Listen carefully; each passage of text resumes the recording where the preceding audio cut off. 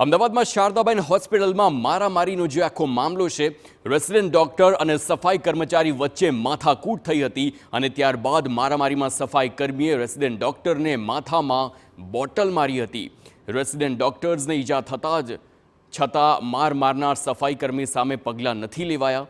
ઉચ્ચ અધિકારીઓએ સફાઈ કર્મીને બચાવતા હોવાનો પણ આરોપ છે.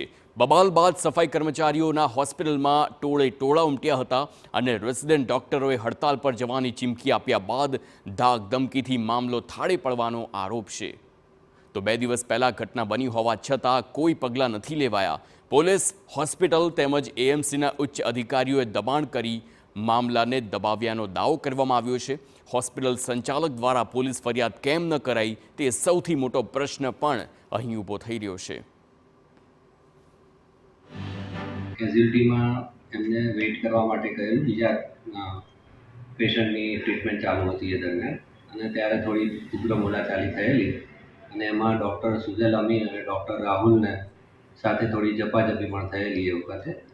અને જુનિયર ડૉક્ટર્સ એસોસિએશન તરફથી રજૂઆત મળેલી છે કે સિક્યોરિટીની સામે કડક પગલાં લેવા અને જે કોઈ સ્ટાફ ઇન્વોલ્વ હોય તેમની સામે પગલાં લેવા, આ રીતની એક રજૂઆત મળેલી છે.